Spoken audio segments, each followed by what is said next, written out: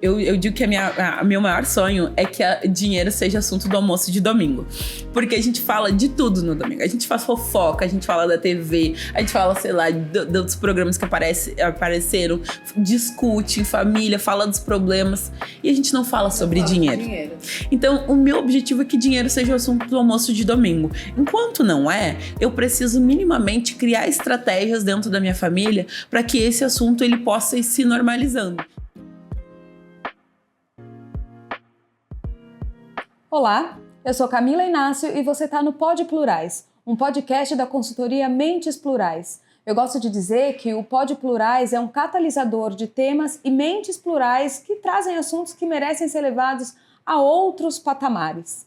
Bom, dinheiro na mão é vendaval, já dizia Paulinho da Viola.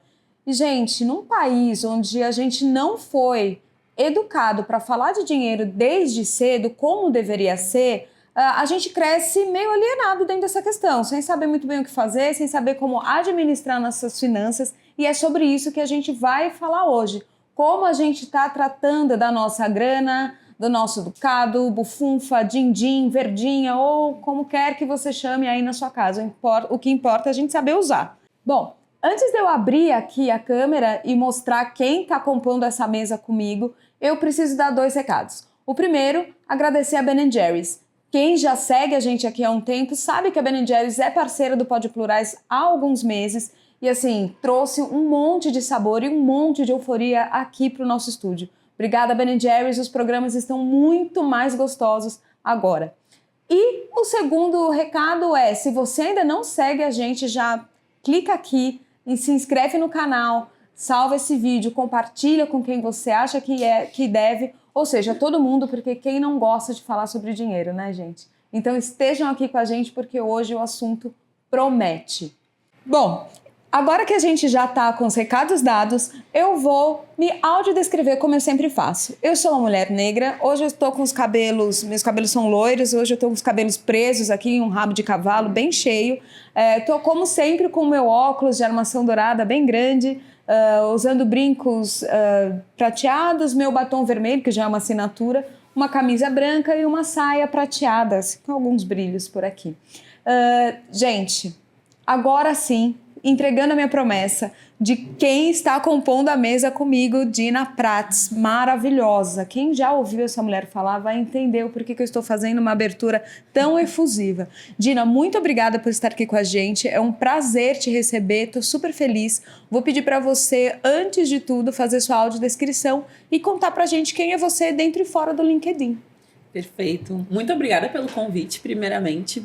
Gente, eu sou uma mulher negra, de pele escura, cabelo cacheado, tô vestindo um macacão rosa, bem longo, tô com anel, pulseira dourada e 2 brincos e um brinco de búzios e um batom marrom. Quem é a Dina Prats dentro e fora do LinkedIn, né? Eu costumo sempre me apresentar, eu sou a Dina, eu sou a filha da Dona Rosa, eu sou uma mulher preta gaúcha, nascida e criada ao sul do país, e eu sempre costumo trazer esses marcadores porque fala muito da forma como eu me enxergo no mundo e como eu conduzo hoje o meu trabalho e a minha vida pessoal, assim. Eu costumo dizer que eu sou uma sonhadora na prática, porque desde pequenininha eu sempre fui a criança aquela do porquê, Ai, sabe? delícia. E que ficava pensando em muitas e muitas coisas. Então, eu sou formada em administração, ciências contábeis e sou mestra em sociologia, estudando trajetórias de mulheres negras e empreendedoras, e sou educadora financeira há mais ou menos há uns 7 anos, né? Esse percurso com a educação financeira, ele começa dentro da minha faculdade de contabilidade e vem tomando a minha vida por essa paixão que sempre foi entender um pouco como é que funcionava a relação com dinheiro, com finanças, um monte de coisa. Só que eu acho que sempre o mercado foi sempre muito... era um mercado muito masculino, né? A contabilidade, né? Minha faculdade era a contabilidade e administração eram faculdades muito masculinizadas e predominantemente brancas. Então... eu acabei indo muito mais para educação financeira, entendendo muito essa perspectiva. Além disso, eu sou fundadora do Espaço Interdisciplinar Estrela Preta, que é um empreendimento que trabalha frente a 3 áreas principais, que é a psicologia, finanças e a educação. No IEP, né, como a gente chama essa abreviatura do Espaço Interdisciplinar, ele fica localizado em Porto Alegre e a gente tem um espaço físico, onde a gente tem esse aluguel de salas para outras pessoas alugarem, para trabalhar, e também tem um espaço de coworking que pessoas podem trabalhar e também fazer atividades, assim. Então, a gente tem curso, tem atendimento psicoterapêutico. O IEP é esse espaço, assim, que ele vai construindo diferentes possibilidades de ser e existir, assim, né? Nosso lema lá é a sua humanidade, a nossa prioridade, bem nessa lógica de desconstruir que saúde mental, saúde física e saúde financeira não estão conectadas. Estão super. Quem nunca ficou sem dormir por causa de um boleto? Exatamente. Tá super conectado. E esse é o princípio do IEP, assim, trazer um ponto de discussão onde as pessoas não estão acostumadas muitas vezes a olhar. Eu tenho mais 2 sócias lá, que é a Andressa e a Lise. E para além do IEP, eu sou fundadora da Ujamatec, que é uma startup de educação financeira, e que a gente tem uma metodologia de educação financeira comunitária que visa levar a educação financeira para que as pessoas possam acessar a qualidade de vida. Então, é uma metodologia, uma prática profissional que tem toda uma especialidade e uma construção que vem dessa jornada também, pessoal e profissional, e que hoje a Ujamatec, ela tá nesse processo de crescimento, assim, né, e inserção no mercado, porque a gente já vem criando vários produtos e cursos ao longo do tempo, mas hoje num outro posicionamento, com uma outra perspectiva e também entrando em outros mercados. Gente, que sensacional. A minha primeira pergunta, assim, fora da sua... Depois da gente se apresentar, chegar aqui, era exatamente isso. Bom, a gente sabe que a gente nasce ocupando uma posição, um papel que já foi determinado pra gente.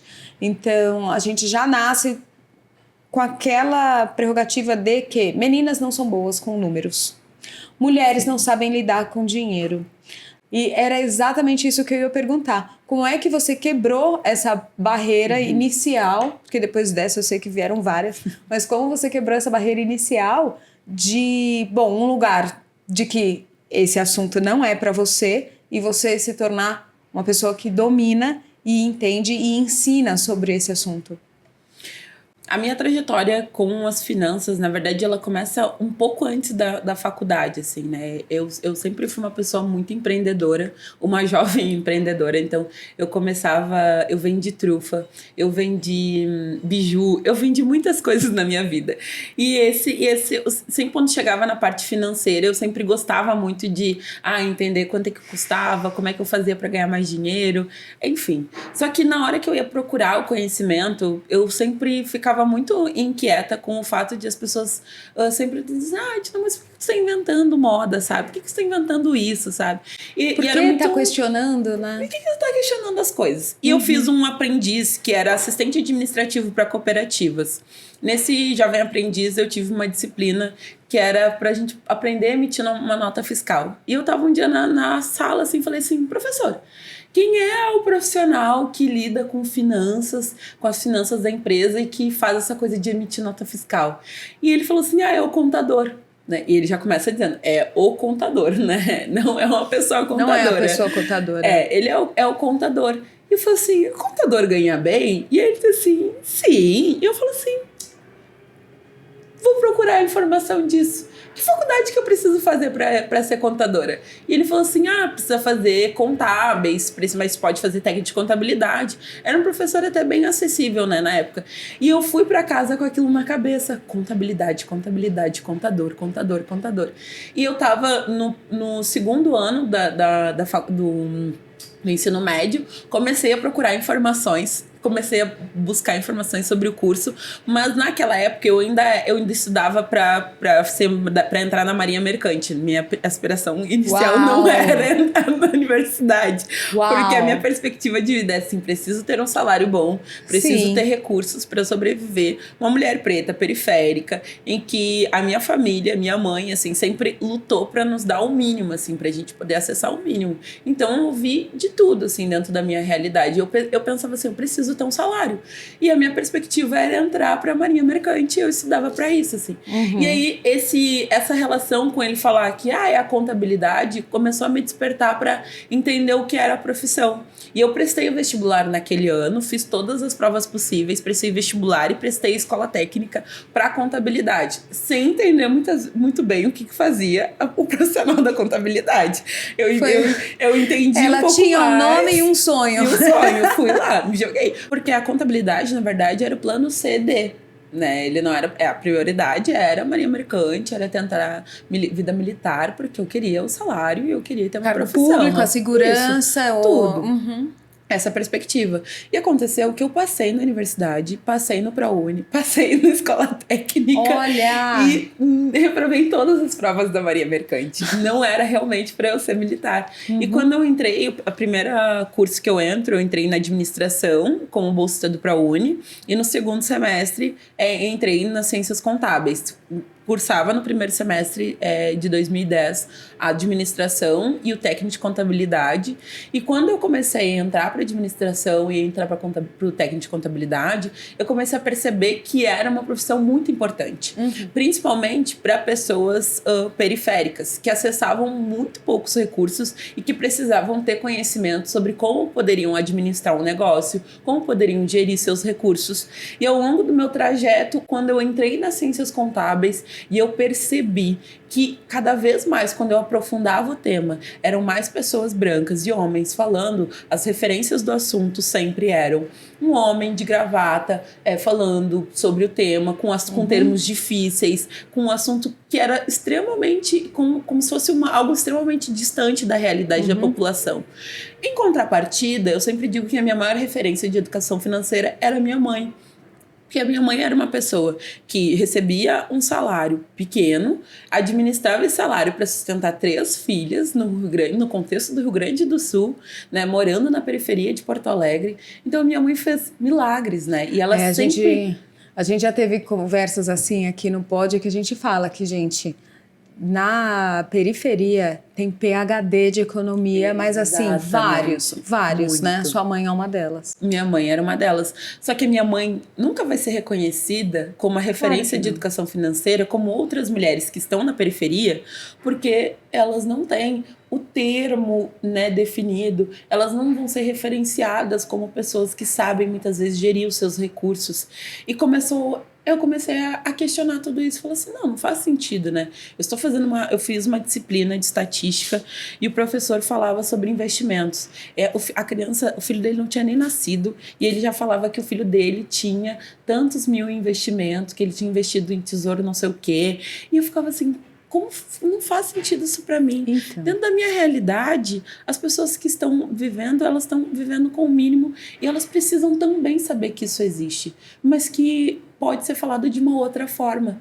E eu comecei a questionar essa estrutura e querer cada vez mais me especializar na educação financeira, né? Até que eu participei de um projeto de educação financeira para todos, era uma disciplina da universidade. Na verdade, ele era um projeto de extensão da universidade. E que pensa que a maior parte dos alunos que participaram, assim, eu era uma das poucas que levou realmente o projeto a sério e fiz um piloto, que era compartilhar os conhecimentos desse projeto com pessoas que faziam parte de um coletivo de estudantes negros que eu participava.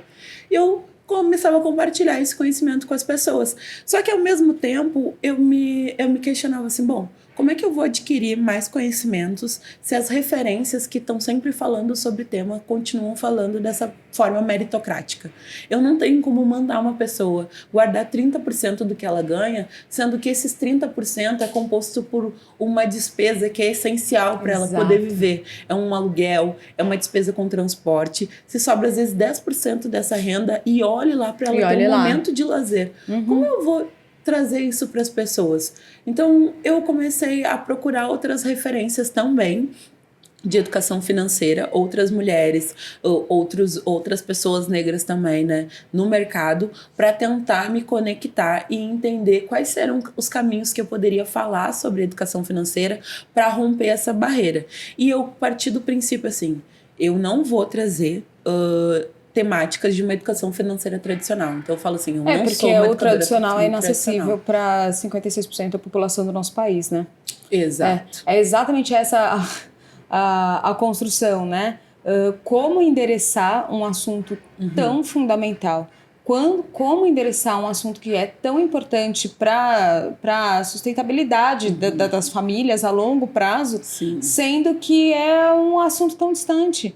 Como a gente leva o assunto de educação financeira para quem não tem dinheiro? Não tem acesso, não tem hábito de falar e vem o dinheiro ainda como um tabu, algo inacessível, inalcançável e tem até medo, né, de falar sobre, de tratar e não se vê nesse lugar. Como mostrar que não, que é acessível, que pode ser possível e que quando a gente consegue acessar, a gente precisa saber cuidar? Qual é a diferença nessa tratativa? Nessa perspectiva de construir uma forma de conversar com as pessoas e aproximar esse assunto, a gente foi desenhando uma metodologia de educação financeira, que eu chamo de metodologia de educação financeira comunitária. E aí, nessa perspectiva, quando eu comecei a estudar, eu encontrei o conceito de Ujamaa. Ujamaa é uma palavra em Swahili que significa família-comunidade. E aí, em Swahili, na Tanzânia, né, que vem do princípio de Ujamaa, ele foi um sistema econômico, político e social, né, que prezava muito pela essa construção de autonomia financeira coletiva das comunidades africanas. E aí, quando eu comecei a entender, eu sempre estudei muito, né, perspectiva história preta, histórias africanas, né, do continente africano, para entender qual é a origem dessa relação que a gente tem hoje com o dinheiro e até a própria origem do empreendedorismo, como a gente se relaciona com os nossos empreendimentos hoje, que às vezes é muito diferente da forma como é aquele modelo pequenas empresas, grandes negócios, né? E aí, nesse princípio de Ujamaa, eu comecei a trazer uma metodologia que a gente ia trazer 3 pontos principais. Então, os nossos sonhos, a nossa comunidade e os nossos recursos. E aí, nessa perspectiva de começar a falar para as pessoas sobre sonhos, comunidade e recursos, a pessoa pensa assim, tá, imagina, onde é que entra o dinheiro nisso? Aí eu falo, olha, você precisa começar a pensar nos seus sonhos, porque um dos maiores desafios da complexidade, que é um sistema desigual, ele vai tirando a possibilidade que você tem de sonhar, de se projetar para o futuro, de pensar em outras possibilidades que não seja só dor, escassez, resistência, e não que vai tirando essa possibilidade de acessar qualidade de vida e ter plenitude. Então, na perspectiva de trazer o sonho na centralidade, eu sempre começava questionando as pessoas qual era o seu maior sonho. E as pessoas ficam assim, tá, mas o que isso tem a ver com as minhas finanças? Por que eu preciso pensar nisso? Porque se eu não sonho, como é que eu vou entender a razão pelo qual eu preciso sentar e organizar minha vida financeira ou acessar muitas vezes conteúdos que vão me deixar desconfortáveis e que foram ditos para mim tradicionalmente que eram tabus? E que eu muitas vezes não consigo conversar com alguém da minha família. Então, começar a trazer esse assunto de uma forma mais descontraída, pela perspectiva do sonho, abria um leque de possibilidade e abria também um canal de comunicação com as pessoas. E aí os outros 2 pontos a gente começava a trazer a comunidade. Então as pessoas não se relacionam com dinheiro individualmente. A gente começava a falar, olha, você sustenta a sua família muitas vezes, você apoia outras pessoas. Como a sua comunidade impacta no seu financeiro e como você, com o seu financeiro, impacta na sua comunidade, para a pessoa entender as relações coletivas com o dinheiro. E o terceiro ponto nos recursos é que quando a gente olha para uma comunidade periférica, a gente olha muito naquele lugar da pobreza e a gente se esquece de olhar para a potência. Então eu falo para as pessoas assim, as pessoas às vezes elas tiram do papel negócios com poucos recursos e ela vai lá e começa a vender bolo. Por exemplo, você começa a vender bolo e aí todo mundo pergunta assim, tá, mas qual foi o capital inicial que você investiu? E você fica pensando assim, não, eu peguei 1 quilo de farinha de casa, eu pedi o apoio de alguém, eu pedi o apoio de alguém e fiz, e fiz um bolo e comecei a vender. Então, esse princípio de pensar os seus conhecimentos, a sua rede de contatos, a sua comunidade, quais são as potencialidades que você tem, que pode fazer com que você gere gere dinheiro e que você consiga administrar melhor esse dinheiro, trazendo esses conhecimentos práticos da sua vida cotidiana, trazendo a experiência de mulheres que estão dentro da periferia, que são mães solos, muitas vezes organizam o seu orçamento familiar e que ficam, e quando chega alguém de terno e gravata que diz pra ela, você sabe organizar seu dinheiro? Ela vai dizer, não, eu não sei nada.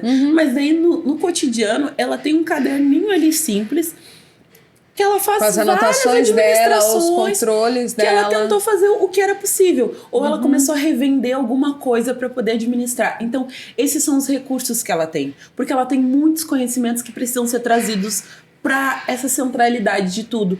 Então, falar sobre essa educação financeira comunitária é começar a trazer outros elementos para essa perspectiva. Falar sobre a importância do cuidado com a saúde, por que a gente precisa se alimentar bem e por que muitas vezes a alimentação tá cara e impacta dentro do nosso orçamento, por que muitas vezes a gente cai no endividamento ao emprestar o cartão para alguém porque a gente tentou dar conta do problema dessa pessoa da nossa comunidade. Foi lá e tirou um empréstimo para alguém porque estava tentando ajudar essa pessoa e acabou entrando no endividamento. Então são vários pontos que não são gatilhos, né? Mas são válvulas que vai virando a chavezinha da pessoa para ela ter a consciência do porquê que é importante ela se organizar financeiramente.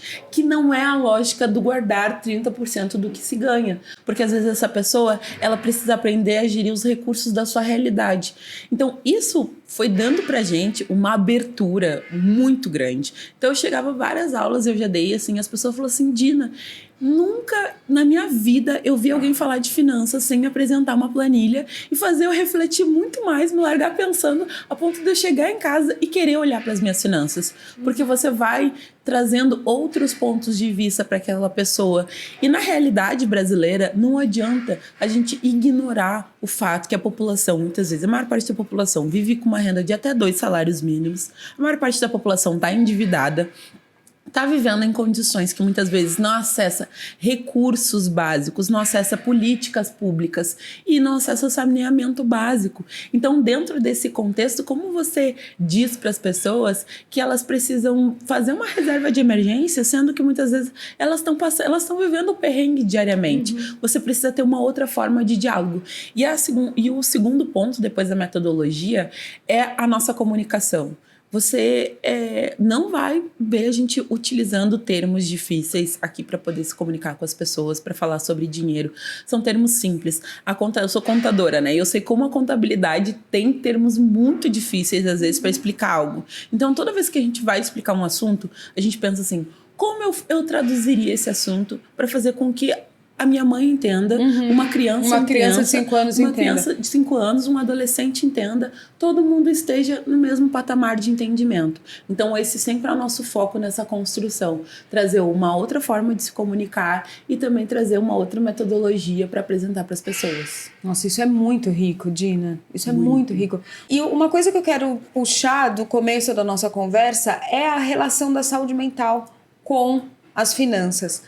E isso é pro bem e pro mal. Então, quando as pessoas partem desse lugar de escassez, de endividamento, de necessidade, e não sabem lidar com o dinheiro, é muito pro mal. E aí, eu acho que pode ser pior quando essas mesmas pessoas têm acesso a valores altos, têm acesso, de repente, não sei, tem um dinheiro ali e não sabe lidar. Ou, da mesma forma, vão galgando, vão conseguindo ali conquistar alguns lugares, conquistar salários maiores, melhores oportunidades, ou clientes, ou tá empreendendo, o negócio começa a girar. E sair desse lugar de do nada para tudo. E aí é um perigo. Porque o não saber lidar, quando você tem muito, também te leva a outros lugares de muito prejuízo. Né? Vamos falar um pouco sobre isso? Porque as pessoas podem não dormir se não tem dinheiro, mas podem não dormir se tem dinheiro e não sabe usar também. Muito. Como que é isso? tem uma perspectiva muito importante quando a gente correlaciona saúde mental e saúde financeira. A gente fala sobre essa relação que a gente tem com o dinheiro e que é no lugar da culpa, né? Então, as pessoas, muitas vezes, elas consomem com culpa. Então, meu Deus do céu, eu acabei de ir lá no mercado, eu fui lá e comprei um monte de coisa que não era necessidade. E ela fica com aquela culpa. Tem uma coisa que eu sempre falo para os meus clientes quando a gente começa uma consultoria. Eu falo assim, olha... aqui é uma zona livre de julgamentos. Então, o dinheiro que foi, e a gente trabalha na perspectiva de futuro. Então, não se julgue, não se sinta culpada por ter gasto tal determinado valor, porque aqui não é o momento pra gente. A gente vai pensar sobre estratégias, mas não se culpar. E esse processo da relação com a culpa faz com que muitas vezes a gente consuma por impulso. Então, ao mesmo tempo que acontece várias coisas na vida dessa pessoa no cotidiano, às vezes acontece, ela passou por uma situação de estresse, ela passou por uma situação de felicidade, de várias sensações diferentes, São várias sentimentos euforias diferentes, né, que fazem a gente meter o pé pelas mãos, né, literalmente. Que a gente consuma. E nesse consumo, eu não necessariamente reflito a necessidade e a prioridade que ele tem na minha vida. Quando eu não reflito, tanto é uma situação de tristeza ou de alegria, chega num segundo momento que vem a relação com a culpa. Quando eu tô acessando mais recursos financeiros, a culpa ela começa a ser cada vez mais presente muitas vezes. Porque como eu estou acessando isso, e antes eu vivia com um salário de R$1.000 e hoje eu tô vivendo, sei lá, com um salário de 5 mil e não consigo dar conta da minha organização. Como eu tô vivendo com um salário de 5 mil e não tô ajudando todo mundo da minha família que precisa de ajuda. Como eu tô indo num restaurante que é caro e tem outras pessoas que estão passando fome, outras pessoas que estão precisando de necessidade. Então, é um misto de sentimentos nessa relação com o dinheiro que faz com que as pessoas, muitas vezes, elas nem consigam olhar para sua conta bancária, para sua fatura do cartão de crédito, porque elas entram em desespero. É uma necessidade, por exemplo, de queimar, de tirar ele logo da sua frente, porque quando você entra na sua conta e você vê dinheiro, parece que tem alguma coisa errada, né? Porque você sai do status quo. Exato, você venceu muitos anos da sua vida com poucos recursos e ver a conta com um valor baixo é algo natural, que é naturalizado dentro de nós. E aí, essa perspectiva de começar a ver um recurso disponível e você se sentir culpada porque aquilo, aí, muitas vezes, quando a gente tá falando de mulheres, né, é aquele lugar, será mesmo que eu sou merecedora? Será que eu deveria estar recebendo esse salário? Eu acho que eu tô recebendo, por mais que às vezes a gente tá recebendo ainda menos do que o mercado deveria nos pagar de fato. Sim. Mas ela tá sentindo assim, ó, meu Deus do céu, esse dinheiro é muito dinheiro. É muito dinheiro. E eu já atendi muitas pessoas nesse lugar, muitas pessoas no curso. E é engraçado engraçado não é a palavra. É triste que ainda que as pessoas recebam menos do que deveriam receber, ainda tem esse fascínio pela quantidade que estão recebendo, o que gera um terceiro fator aí, que é aquela sensação de gratidão eterna com o empregador que não te valoriza como deveria. Então fica aquela sensação que se retroalimenta, então eu tô ganhando, eu acho que é bem, mas eu não olho meu dinheiro, eu não faço um estudo de mercado para ver se eu tô de fato sendo bem remunerada, mas eu também não posso sair e fazer uma movimentação porque eu sou muito grata. Porque eles me pagam muito bem. Que eles me remuneram. E, gente... E é o processo das desigualdades presente na nossa relação com o dinheiro, porque são dois olhares, né? Eu não entendo a minha desvalorização profissional, a minha relação com o dinheiro, que já vem desse histórico de tabu e essa referência que é extremamente masculina, e muitas vezes eu não me sinto capaz de lidar com o meu próprio dinheiro, porque alguém de fora disse que eu não era boa o suficiente para poder lidar com isso. Então eu fui eu fui assimilando isso ao longo da vida. E o terceiro movimento é olhar para essa estrutura, e muitas vezes quando a gente coloca, e a lente de comparativo aqui, não é que a pessoa compare os seus resultados com as das outras pessoas, porque a gente tem muito disso, né? A gente compara a nossa vida financeira. E aí o ponto é que se eu olho para uma estrutura de vida que a gente ascendeu, né? A gente tem outros custos, então não tem como eu comparar, por exemplo, a vida financeira da Dina, que vivia com um salário salário mínimo, que era bolsista, que ficou muitos anos ganhando a bolsa da universidade de R$ 400, com a Dina hoje, que é educadora financeira, que tem outras responsabilidades, outra estrutura de vida e que faz outro movimento. E às vezes as pessoas vão pensar dentro da sua realidade quando elas estão recebendo um pouco a mais dentro disso, né? Então, o que eu ganhava há 5 anos atrás? Eu recebia R$ 1.000 e conseguia administrar a minha vida. Mas, gente, hoje você tem uma outra realidade, hoje é completamente outra realidade. diferente. É uma outra vida, é uma outra estrutura. Então, esse olhar é importante que a gente pense também. Dina, eu vou parar aqui esse raciocínio e vou pedir licença pra gente fazer um momento pedaçudo, porque eu acho que dessa construção vai sair um recado que, bom, eu pelo menos estou aprendendo um monte de coisas, eu imagino que vocês também. Eu vou parar aqui, vou puxar o momento pedaçudo, porque eu acho que vai ser um recado que vai ser bom para todas as pessoas que estão seguindo.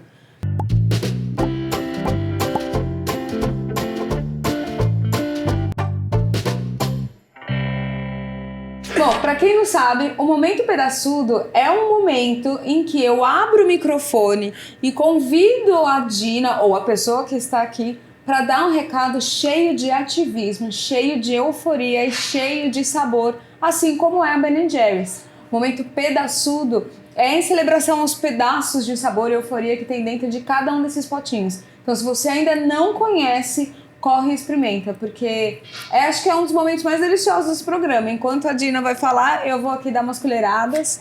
E Dina, por favor, o microfone é seu. Deixa pra gente um recado cheio de euforia sobre educação financeira, aquele que todo mundo precisa saber de uma vez por todas. Perfeito, vou soltar o verbo. Gente, recado principal aqui. Não compare a sua vida financeira com a do outro. Não pegue a sua vida financeira e coloque em comparativo com uma pessoa que você conhece, com alguém da sua família. Por que eu tô falando isso? Porque, no geral, cada pessoa tem uma estrutura de vida. Cada pessoa tem uma responsabilidade. E a gente nunca, quando a gente está olhando para a pessoa, a gente nunca sabe o que tem por trás dessa pessoa, qual é a história dela, quais são as responsabilidades dela, quais são os compromissos, qual é a estrutura de vida que ela tem que compromete as finanças dela. E como minha mãe diria, a gente sempre olha pra grama do vizinho achando que a grama do vizinho é mais verde, mas às vezes a grama do vizinho é até artificial. E a gente tá ali comparando como se fosse a nossa. Então, não compare a sua vida financeira. Entenda que você vai ter os seus desafios, as suas peculiaridades e as suas necessidades, que são suas. E a do outro é a do outro. E assim, coletivamente, a gente precisa conversar sobre isso, conversar sobre dinheiro para desmistificar essa perspectiva, porque todos somos diferentes e a nossa vida financeira também é. Realmente ela deu a letra, arrasou. É isso, eu acho que esse é um recado que assim, gente, volta alguns segundos e escuta de novo, e de novo, e de novo, e compartilha. Porque são lições que se a gente tem desde o começo da vida, isso nos livra, acho que essa é a palavra, nos livra de muitas culpas, de muitas cobranças. Eu ouvindo você falar aqui, pra mim acho que ter uma boa relação, uma relação saudável com o dinheiro é também um acolhimento, é também um autocuidado, é também um autoamor. É você entender que, puxa, eu posso ter, se eu souber cuidar, se eu conseguir acessar, se eu souber cuidar, tá tudo bem, eu não estou fazendo nada de errado em usufruir, em ter abundância, Abundância não é muitos zeros na conta, não. Mas é ter uma boa relação e você poder olhar, conquistar e falar, puxa, isso aqui eu conquistei, isso aqui é fruto do meu trabalho, é fruto do meu esforço, é fruto do meu suor, e tá tudo bem, eu não preciso ter nenhum constrangimento por eu ter chegado nesse lugar, né? Exato. Então, esse recado foi... E eu queria fazer só um complemento. Claro. A gente assimila muitas coisas dentro das redes sociais. E dentro a imagem que é vendida nas redes sociais é uma coisa. A realidade financeira das pessoas e a realidade social delas é outra completamente diferente. Quando você quer entender o que está acontecendo na sua vida financeira, o último lugar que você deve ir é no Instagram. Porque lá você vai assimilar a imagem de várias outras pessoas e vai se comparar e vai colocar um nível de exigência. Esses dias eu tava numa palestra e a pessoa falou assim: ai, Dina, eu tô me chocada porque eu tenho tantos anos e até agora eu não tive a minha casa. E eu falei: faz sentido você ter uma casa? Ou é porque todo mundo te diz que você tem que ter uma casa? Aí você assimilou isso. Ela falou assim: mas na real eu viajo um monte, eu nem quero isso agora e tal. Eu falei assim: então por que isso se tornaria a sua prioridade? Eu falei: não se compare com os outros, com o que é o sonho do outro, com o que é a exigência social tenta impor para você, porque você vai se colocar num padrão e num nível de exigência interna que você não vai conseguir aguentar e que a sua vida financeira não vai conseguir acompanhar. Então, gente, muito cuidado com o que você compra nas redes sociais, com o que você compra de imagem, com o que você compra de mensagem. Nem sempre é verdadeiro e nem sempre faz sentido para você e para sua realidade. Outro momento pedaçudo tiver. Mas é isso, esse recado é muito importante. É muito importante. E aí, bom, eu separei 2 perguntas aqui que eu acho, na verdade 3, tem mais algumas, mas tem 2 aqui que eu vou lançar de uma vez só, porque eu acho que também daria um terceiro momento. Primeiro, qual a importância da gente saber falar não? Não só para os meus impulsos. Igual quando a gente tá de dieta, sabe? Não, estou louca pra comer brigadeiro, você tem que saber falar não. Não tô falando pros meus impulsos, eu tô falando pras outras pessoas, seguindo esses exemplos que você trouxe agora. Posso usar seu cartão de crédito? Não. Posso usar seu CPF? Não. Você pode pegar um empréstimo pra me ajudar? Não. Então, qual a importância da gente saber falar não sem se doer? Porque a gente tem isso, né? A síndrome do Salvador, eu quero ajudar todo mundo, eu quero salvar todo mundo, e a gente acaba tomando atitudes que depois a gente se prejudica. Então, saber falar não. E segundo, trazer o assunto grana para dentro de casa desde pequeno. Então, você tem filhos pequenos, fale com seus filhos. Seus filhos sabem quanto você ganha. Qual é o nível de maturidade, de informação que a gente pode levar para as crianças dentro de casa, para que elas já cresçam com essa noção de o que pode ter, o que não pode, o quanto é bom, o quanto não é, enfim. Acho que essas 2 perguntas dão muitos nortes ali para muitas famílias que precisam, né? Muito. Nossa, o não é um dos maiores desafios, eu acho, para as pessoas. Porque, na verdade, eu acho que o não, ele é muito educativo, né? Ele é um processo de você falar, verbalizar para a pessoa, colocando um limite. Um limite para a pessoa e uma possibilidade para você. Um limite porque muitas vezes as pessoas acabam nessa vida financeira que ela vira uma bola de neve, um endividamento, por exemplo, porque elas não conseguiram dizer não em diferentes estágios, em diferentes relações. Então, nas suas relações amorosas, elas não conseguiram dizer não para o outro e colocar um limite dessa organização financeira. Elas não conseguiram dizer não para os seus amigos, para as pessoas que são da sua comunidade, dizendo assim: olha, eu não tenho condições de te dar esse suporte. E parece que quando você diz não para outra pessoa, você é uma pessoa má. A pessoa vai dizer: nossa, que horror, ela está me dizendo não. Mas você às vezes está ajudando a pessoa a tomar consciência que ela precisa sentar e se organizar e pensar em outras alternativas, que não seria só buscar o suporte financeiro no orçamento de uma outra pessoa. Porque pode ser que essa busca pelo suporte financeiro que você está dando para ela vai acabar com a sua organização financeira, e ela vai continuar pedindo para outras pessoas e vai continuar nesse ciclo infinito, porque às vezes é um hábito das pessoas. E aí, quando eu vou exercitando não, a parte que abre as minhas possibilidades é que eu começo a ter primeiro é a relação da culpa. E, gente, tá tudo bem sentir culpa no início. A gente fica se sentindo mal, fica pensando: meu Deus, sou a pior pessoa do mundo, como eu não vou ajudar essa pessoa, né? Esse é o primeiro sentimento. O segundo sentimento é: beleza, disse não pra essa pessoa. Agora, o que eu faço com o recurso que eu tenho? Já que eu não emprestei pra essa pessoa e tô aqui, não emprestei meu CPF, o que eu posso fazer por mim? né? Que é a possibilidade de compromisso com os meus sonhos. E aí, o dizer não pro outro é eu assumir uma responsabilidade, eu dizer sim pra mim. Dizer sim pro meu sonho, pro meu objetivo. Porque às vezes lá na frente, pode ser que agora não me onere tanto eu dizer, não parecia que ia onerar tanto o meu orçamento, mas lá na frente eu tenho um outro objetivo. E aí começar a verbalizar para as pessoas quais são os seus sonhos, os seus objetivos é muito importante. Não é que você vai estar se justificando, mas verbalizar, porque a gente vai trazendo a comunidade para essa responsabilidade dela também se auto-organizar para buscar os seus próprios objetivos. Porque ninguém senta com você e diz assim, olha para os seus objetivos, olha o que você quer fazer, qual o seu maior sonho. Dificilmente vai ter essa pessoa que vai conversar com você, te incentivando a ter essa reflexão. Então, formas que a gente consiga abrir esse diálogo é muito importante. E aí, a gente vai trazendo para essa conexão com o diálogo com a família, né? Então, eu disse não, mas eu não necessariamente eu justifiquei, mas eu complementei essa informação dizendo, olha, não, porque o objetivo é esse. E daqui pra frente eu tô visualizando isso. Então eu estou me organizando para poder realizar esse objetivo. E aí a pessoa vai entender ou não, às vezes, no momento. Então a gente vai trazendo um diálogo do limite para dentro da família. E aí o segundo desafio que eu acho é, eu digo que meu maior sonho é que o dinheiro seja assunto do almoço de domingo. Porque a gente fala de tudo no domingo. A gente faz fofoca, a gente fala da TV, a gente fala, sei lá, dos programas que apareceram, discute em família, fala dos problemas. E a gente não fala sobre dinheiro. De dinheiro.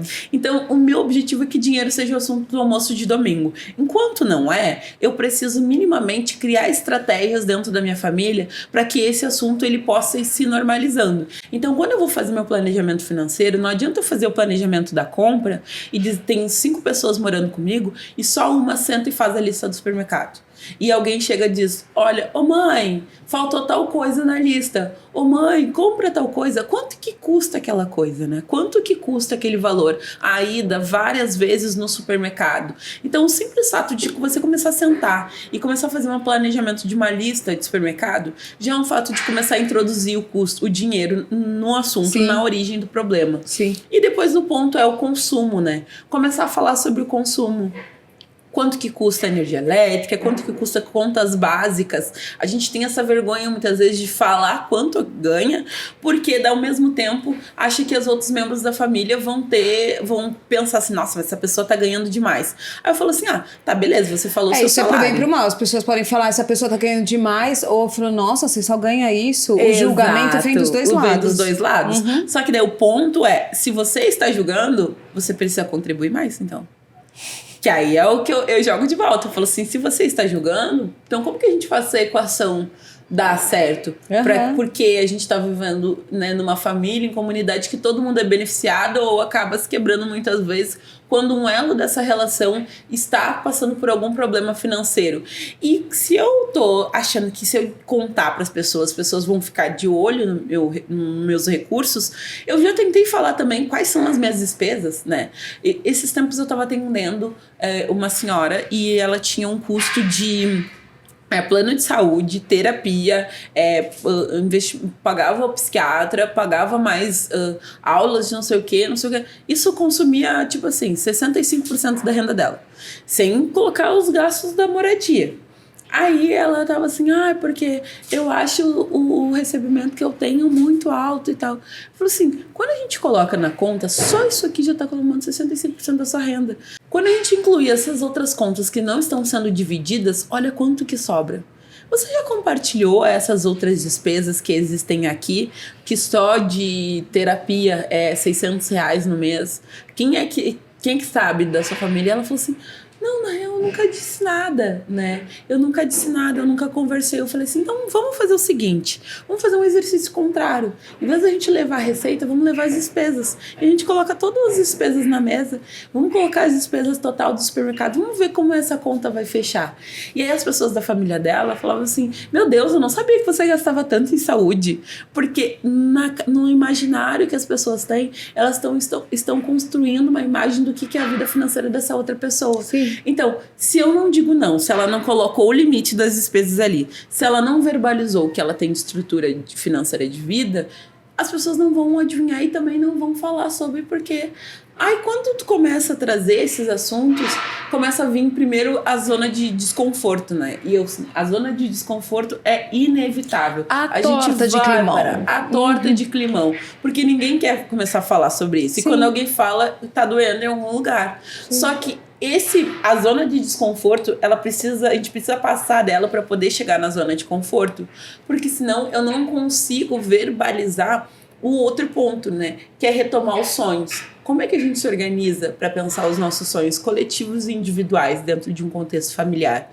Eu quero muito viajar, quero muito realizar algo na minha vida, tem alguém da minha família que quer se formar. Como é que paga uma formatura, né? Eu já atendi muitas pessoas que estavam se formando e dizem assim, minha família vai me ajudar na conta. Eu falei, tá, mas essa conversa foi feita coletivamente ou é você que está pressupondo que todo mundo tem condição financeira?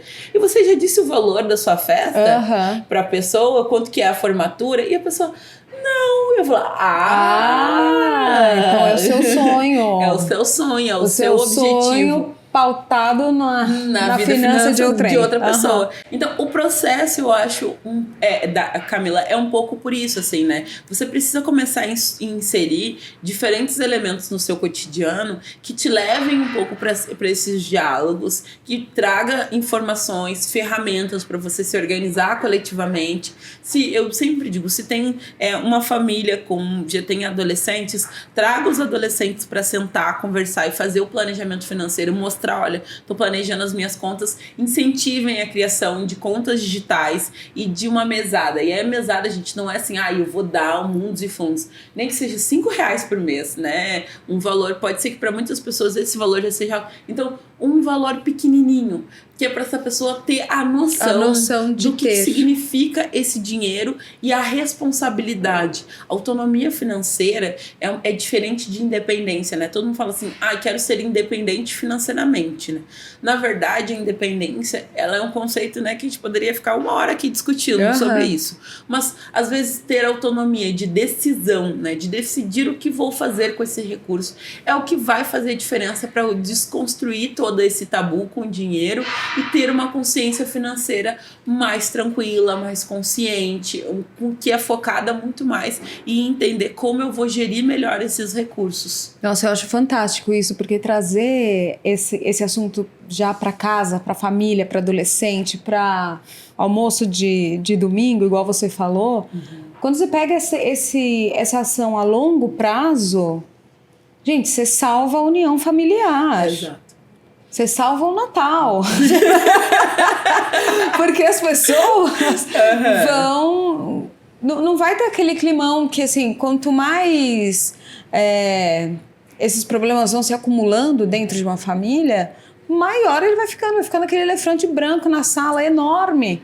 E as pessoas já falam, agora eu não vou conversar sobre isso, agora eu vou falar sobre isso. E aí chega depois de um tempo, as famílias quebram. Quantas famílias que a gente conhece que são distanciadas, são distantes uns dos outros por conta de dinheiro.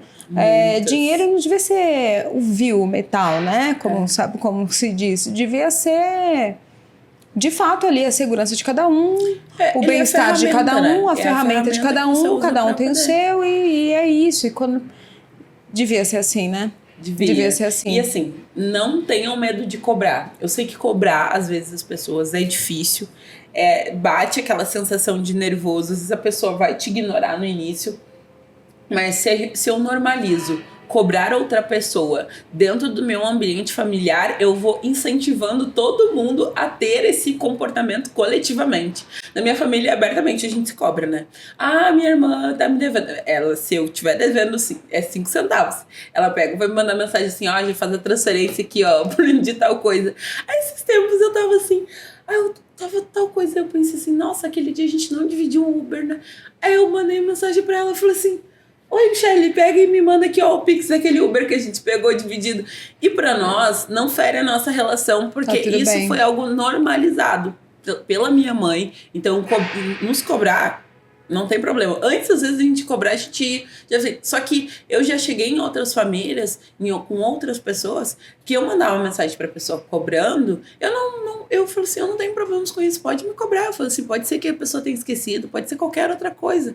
E se ela não quiser te pagar, ela vai entrando, ela vai entender que isso também é possível ser normalizado para ela. Porque se dinheiro é tabu, a cobrança também tá nesse lugar. Então é feio eu cobrar, eu dizer que eu preciso receber o meu recurso para eu poder investir e fazer outras coisas, mas o recurso é seu. Então, gente, cobre, por favor, cobre. Se tem alguém te devendo, cobre. Seja sincera com essa pessoa. Manda uma mensagem direta, diz que você tem sonhos, objetivos. Pode dizer, eu vi o podcast lá e a gente estava conversando no Pode Plurais e falou assim, Dina falou que pode cobrar. Pode cobrar.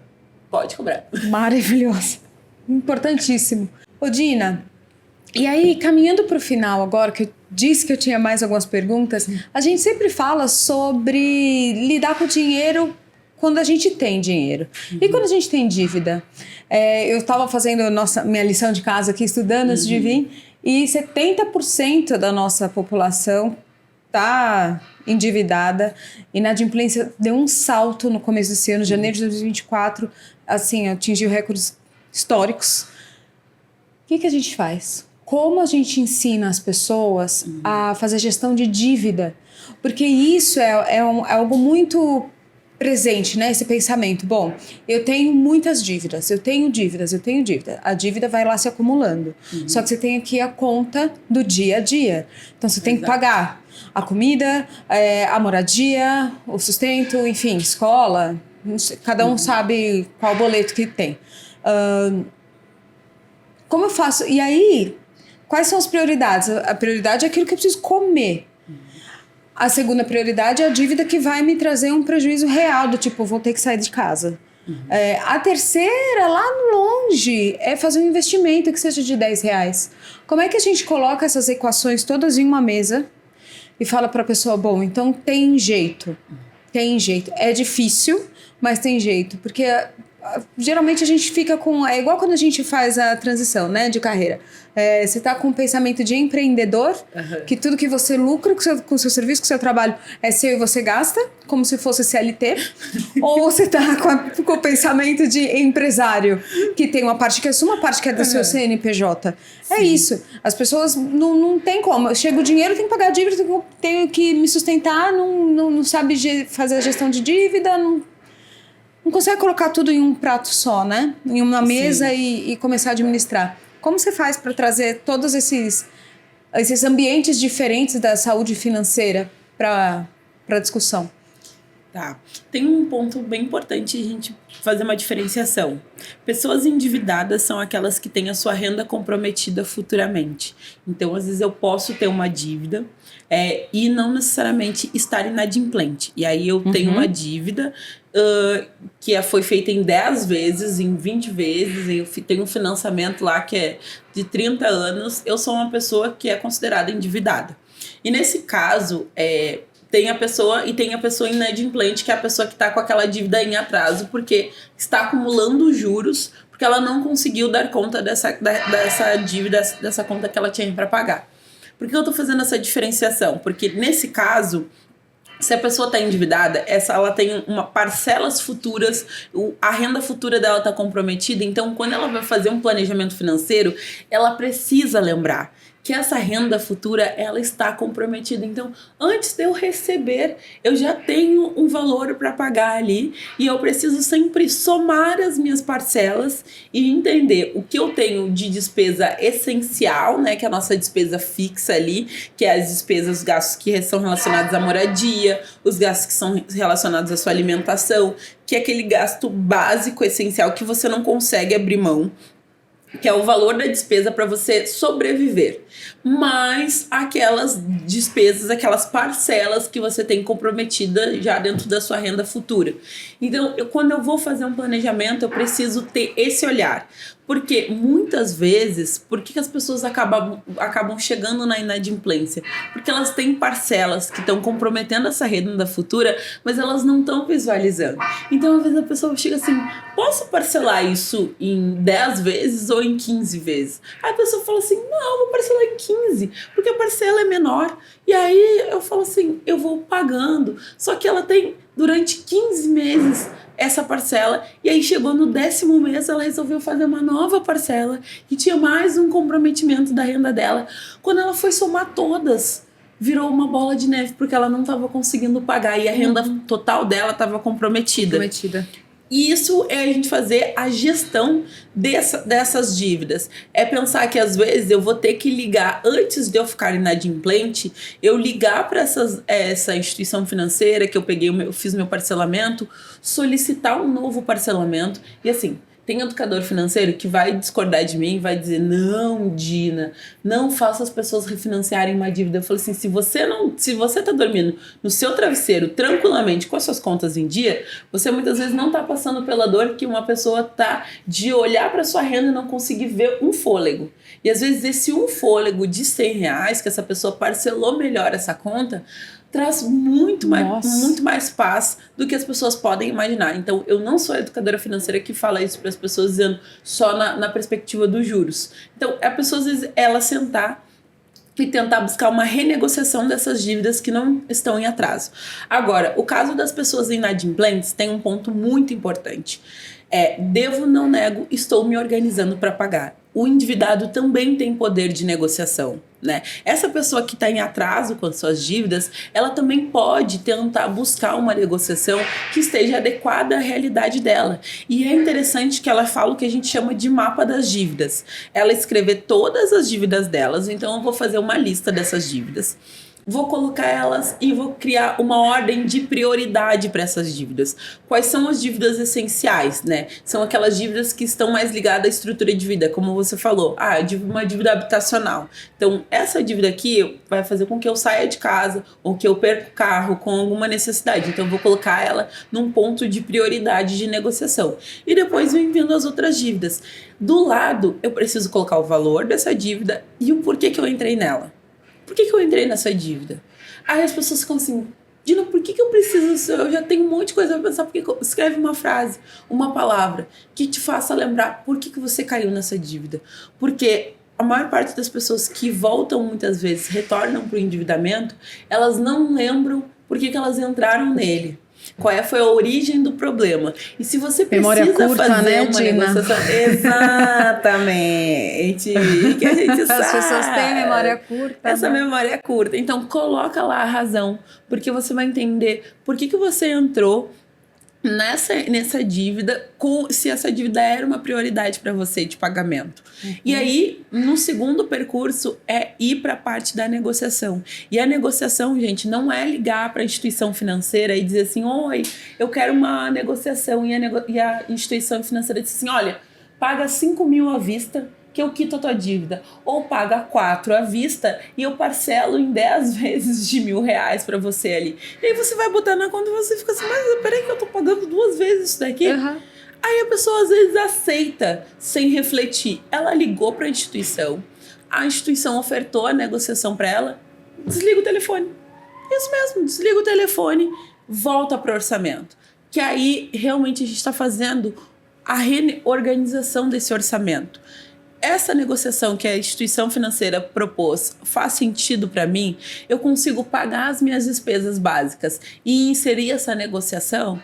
Consigo. Não consigo. Então tá. Então, vou deixar essa dívida aqui do lado e com esse valor que tá sobrando ou é aquele valor pequenininho que tem dentro do orçamento, eu vou começar a me organizar, vou criar uma reserva de dívida. Eu já fiz isso com vários clientes e às vezes as pessoas dizem assim, Dina, mas a dívida é de R$3.000, eu tô guardando 50 por mês. Eu falo assim, calma, vai chegar a nossa hora, vai chegar a nossa hora. A gente precisa lembrar que se 78% da população está endividada, dívida é um problema social, não é mais uma questão individual. Então a gente teve o Desenrola, que foi um programa do governo que aconteceu agora durante muitos meses, tem um Desenrola agora para MEI, para empresas, e anualmente sempre acontece feirões de negociação, os bancos abrem também os seus feirões, as suas semanas. Aproveita esse momento, você está se preparando para poder quitar a sua dívida, para poder pagar e negociar ela de uma forma que esteja mais adequada com a sua realidade. Dívida, gente, não é... E eu digo assim, ó, não, você não precisa se sentir envergonhado porque tem uma dívida. Às vezes essa dívida existe porque você não conseguiu outros mecanismos para conseguir negociar de uma forma mais adequada para você.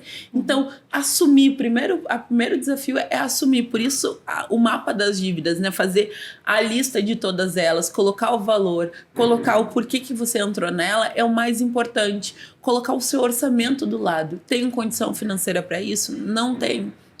Então tá, qual é o prazo que eu vou me dar para olhar para isso de novo? Coloca prazo. Não, então, durante 3 meses eu vou me organizar para me preparar para pagar essa dívida. Vou conseguir negociar.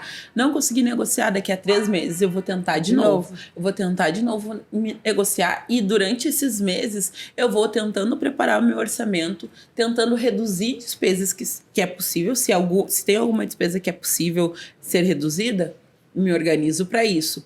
E vou criando esse parâmetro geral. E não é um negócio que seja impossível, mas também não é um negócio fácil, porque, no geral, envolve a gente mexer em vários lugares, enfrentar o sistema bancário, o sistema financeiro, que muitas vezes não está propício, mas procurar alternativas e caminhos de negociação dá para fazer, mas eu preciso ter essa consciência primeiro, porque facilita muito a jornada. Muito, muito, muito a jornada. Mas é possível, sim, fazer uma negociação, tanto se eu estou inadimplente ou se eu sou uma pessoa que tem uma dívida que está em dia, que está adimplente ali, para eu conseguir organizar e melhorar o meu orçamento, a minha qualidade de vida. Tem saída, então? Tem saída, tem saída. Eu sou a pessoa que diz, sempre tem saída, sempre gente. Tem, né? Tem saída. Tem saída. Que bom, que bom. Faltou falar alguma coisa? Algo que a gente não cobriu? A gente falou de dívida, a gente falou de educação, a gente falou de trazer isso para a mesa do almoço, a gente falou do impacto da estrutura que a gente vive dentro do Brasil, da desigualdade, de quanto isso faz a gente caminhar mais lentamente e se quer acreditar que é uma discussão possível para muitos de nós. O que mais que a gente não trouxe e que não pode ficar de fora antes de eu encerrar o programa? Eu acho que a única coisa que eu acrescentaria é a gente pensar quando a gente está falando de pessoas empreendedoras. Que pessoas empreendedoras precisam aprender a gerir os seus recursos financeiros pessoais primeiro e depois aprender a gerir os recursos do seu negócio. Tem um mito que a pessoa às vezes fica pensando, eu preciso organizar o financeiro do meu negócio, e ela esquece que a principal válvula, né, de saída do negócio dela é ela mesma. É ela mesma. Porque ela não consegue se olhar no espelho e pensar assim, bom, o que eu estou gastando? A gente está tão imersa dentro dessa vida empreendedora, muitas vezes, que essa pessoa não consegue. Então, se você é uma pessoa empreendedora, você também tem vida financeira pessoal, tá? Que é diferente da vida financeira do seu negócio. Então, tem que sentar também, organizar, olhar os seus sonhos, seus objetivos pessoais, olhar que você tem 2 vidas, a vida financeira pessoal e a vida financeira do seu negócio. Antes de organizar uma, você precisa organizar outra, porque é um processo que antecede. Eu durmo, deito minha cabeça no travesseiro e penso, preciso receber tanto dos fornecedores, mas eu organizei quem que eu vou pagar primeiro, o que eu vou fazer na minha vida pessoal, como que eu vou dar conta do almoço de amanhã. Se eu ainda não conseguir estruturar isso, as coisas elas vão continuar bem dentro dessa turbulência de organização financeira. Então, acho que eu acrescentaria isso. Rainha, musa. É isso. Eu adorei o nosso papo, adorei a nossa conversa. Adorei, eu amei. Bom, a gente sempre encerra o programa com um momento Luther King, mas eu vou quebrar aqui o protocolo e vou te perguntar se você quer deixar aqui os contatos dos coletivos no Rio Grande do Sul, que a gente estava conversando, não sei se vocês se lembram, no começo da nossa conversa, a Dina conversou, abriu pra gente que ela é de Porto Alegre. Antes da gente começar a gravar aqui, a gente estava falando sobre a situação, a gente está, claro, né, a internet é atemporal, mas A gente está gravando no período que Porto Alegre todo o Rio Grande do Sul está tomado pelas enchentes. Então, vou quebrar o protocolo aqui e vou te dar a palavra, se você quiser trazer os caminhos para as pessoas ajudarem as populações quilombolas do Rio Grande do Sul. O microfone é seu. Antes da gente encerrar, acho que é importante. Sim, eu agradeço pelo lembrete, pelo espaço, Camila, porque um dos maiores desafios tem sido trazer à tona para as pessoas que o Rio Grande do Sul tem uma população preta, quilombola, indígena muito grande e que precisa muito de apoio, né? As comunidades quilombolas, indígenas e periféricas, elas estão recebendo menos, muitas vezes, doações e estão passando por vários desafios nesse processo do impacto que as enchentes têm causado. Como você pode ajudar especificamente? Você pode ajudar de duas formas.